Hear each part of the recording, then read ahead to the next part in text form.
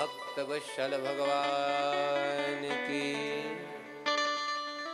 तो गोस्वामी जी कह रहे हैं, स्वांता सुखाय तुलसी रघुनाथ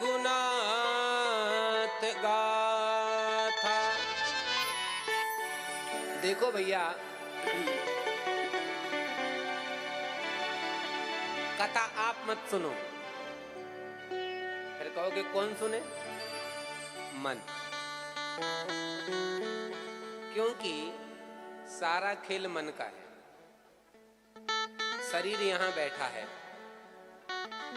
सारा काम मन करता है, शरीर तो माध्यम है। देखो, आप लोग ध्यान से सुनना।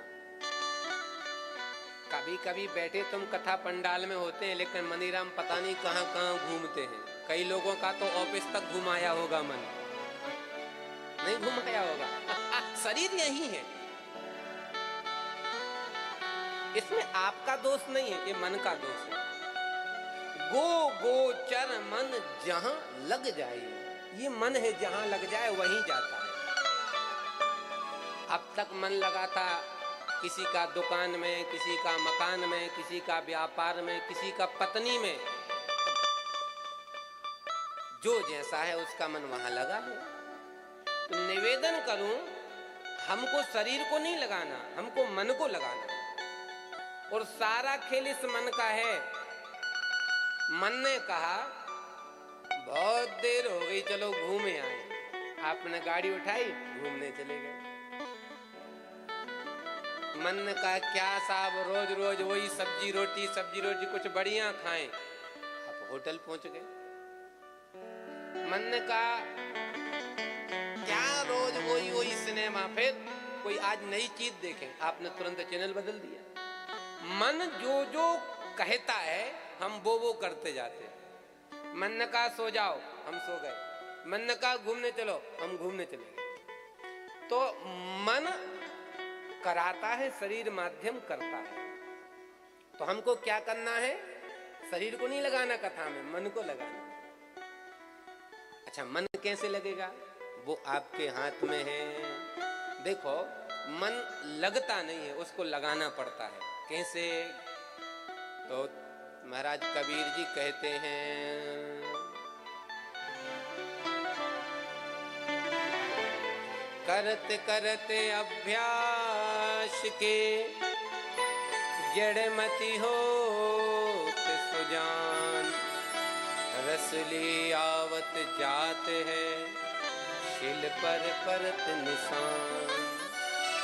जैसे व्यक्ति बार बार रस्सी खींचते हैं पानी खींचने के लिए कुआं में, तो पत्थर पर भी निशान बन जाता है। ऐसे बार बार मन को भगवान में लगाओगे तो बार बार मन को खींचोगे तो खींचते खींचते इस मन पर निशान पड़ जाएगा भगवान में लगने का।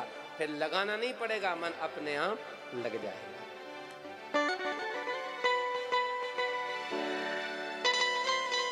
एक बार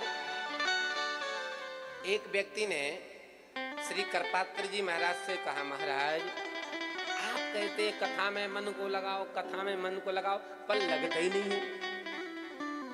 और मजे की बात, मन को जोर दे के लगाओ तो नींद और आती है। कथा में मन पे जोर दो और कथा में लगाओ तो नींद और आती है। तो करपात्र जी बड़े महापुरुष थे। उन्होंने कहा एक बात बताओ,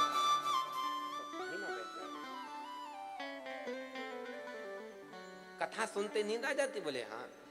अच्छा, नोटों को गिनती हुई नींद आती है क्या? अरे महाराज पूरी रात गिनूं तब भी नींद नहीं आएगी।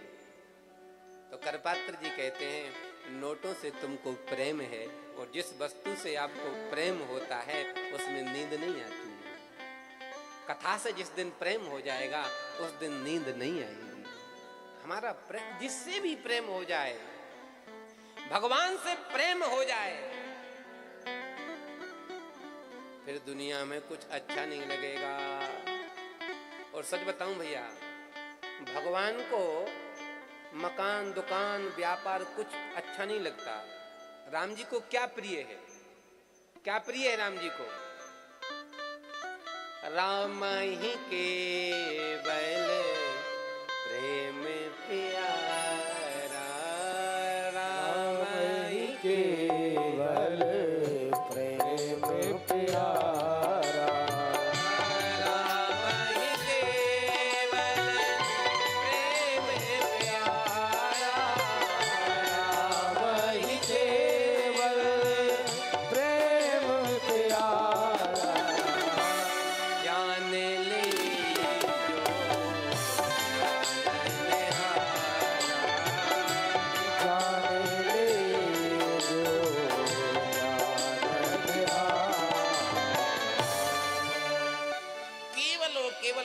को प्रेम प्रिय है।